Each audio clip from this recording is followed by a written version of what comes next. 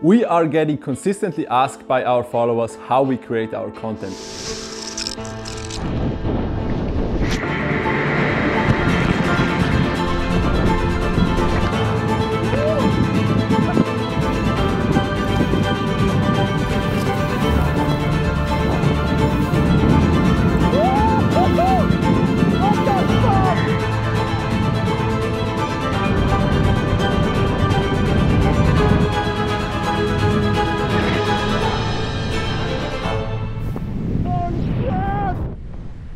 Today in this video we're gonna talk about the third-person view, especially for paragliding.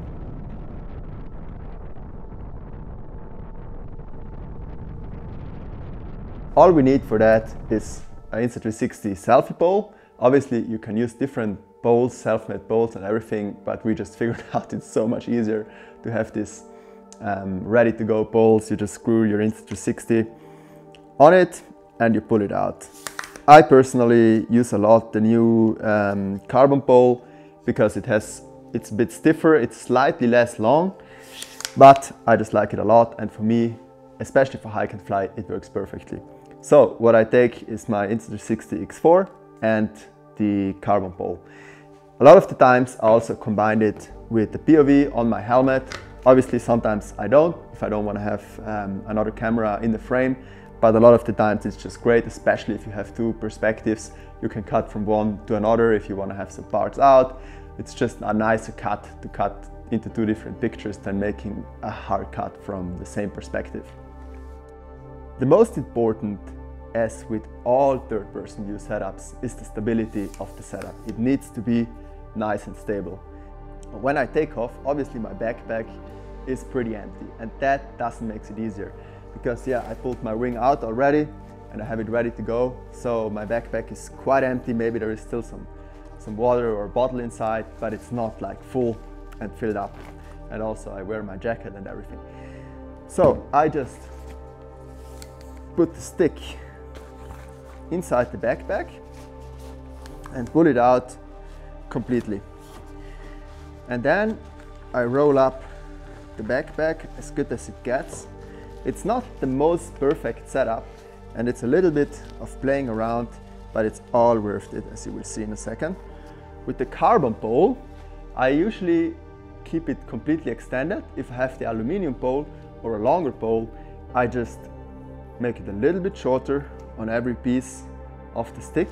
This adds a lot of stability to the whole setup, also to the stick, because there is more overlapping material and it makes everything way stiffer. As you can see, this is like a super, at least from the stick itself, it's a super stable setup. Then it doesn't really matter if your camera is, in which direction your camera is turned. It can be like this, it can be like that.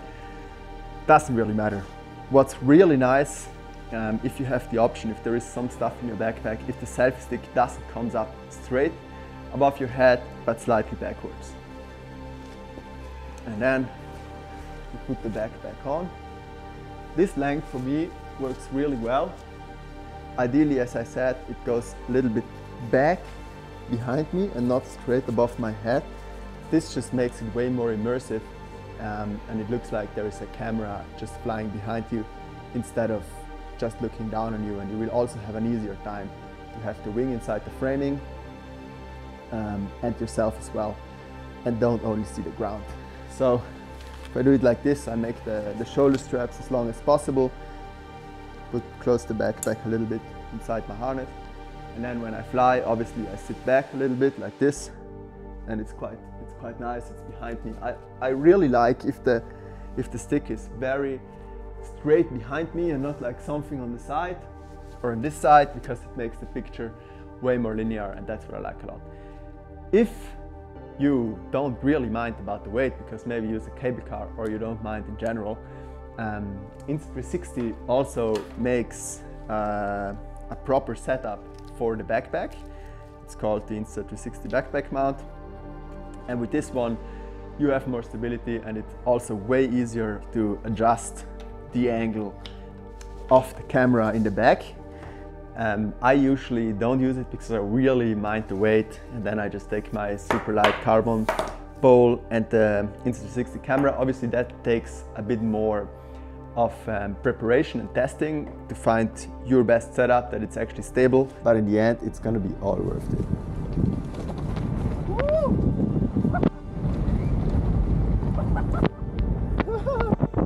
And now we're gonna talk about the POV camera.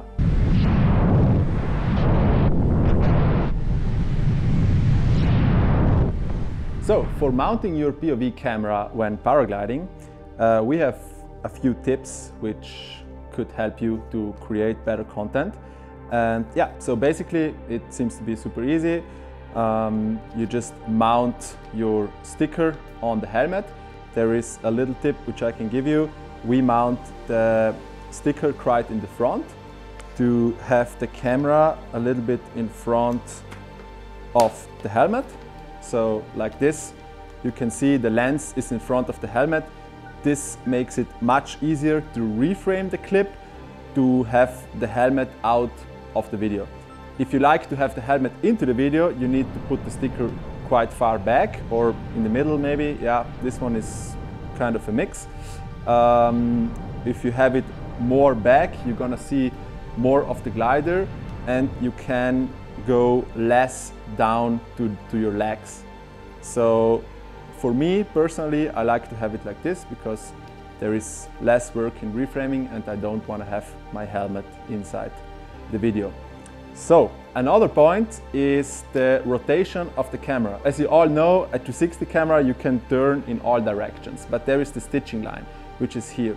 And if you have the POV camera like this, then the stitching line will be on the lines of the paraglider. So therefore, we recommend to turn your camera a little bit or even completely like this to have the stitching line not in the lines, because this could look a little bit weird because the lines are quite close to your head and to the camera, and so the stitching line looks like as if you would have cutted lines.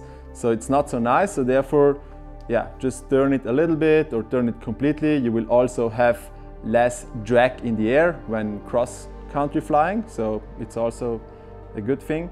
Me personally, I have it like this, so I don't have the stitching line on my legs and I don't have the stitching line on the lines, so it's somewhere in the air where you can't see it.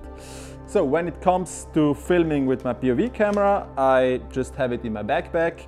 Don't forget, always use the lens cover, otherwise you're gonna scratch the lens, especially in the backpack. It happens quite often that you scratch the lenses, so always take care of it. Gonna take out my helmet, put it on, take the camera, and if you do it a few times, then it will be quite easy to just take it, boom, attach it to the helmet, close the helmet, and what I do then is I place my hand with the palm of my hand, touches the helmet, and my fingers are touching the lens of the camera. So like this, I'm sure that the lens is in front of the helmet and it will be outside the frame. Just like that, I turn the camera on and then it's running.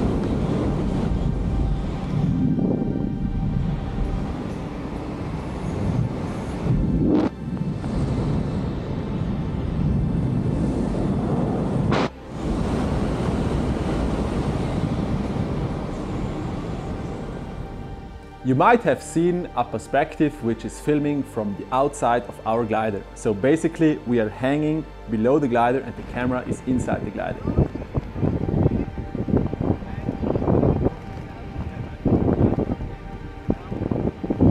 Now I'm going to explain you how we film this. So we need a Go3 S, which is the newest camera from Insta360. It also films now in 4K, which is amazing. It is this case here, and you can put it out to have a very, very tiny and lightweight piece of camera, which is not disturbing the wing at all if it's mounted inside. And yeah, by using the Go3 inside your paraglider, you can really have another perspective which is not a concurrence of other perspectives like the third person or the POV. It's just an additional perspective which sometimes can look really amazing, especially I would say if you're very high up and you have a nice location below you, like you're passing a cool mountain area or something, this mount could really make the difference and can help you to create some amazing content. All right, so what I'm gonna do, I put out the little Go tree. I take the magnet and I put it inside the cells of the paraglider. So I'm gonna go inside as far as I can with my hand. This usually works pretty well. And then I just take the Go tree and attach it to the magnet. Then I make sure that the camera is nice positioned in the middle. I have this case here. The camera is sitting nicely on the glider. It doesn't disturb the glider in any way because it's super lightweight and the glider has a lot of power. Then I take the case. I put the case somewhere where I can reach it during my flight. So preferably on my cockpit or in my pocket or somewhere on the harness. It doesn't really matter.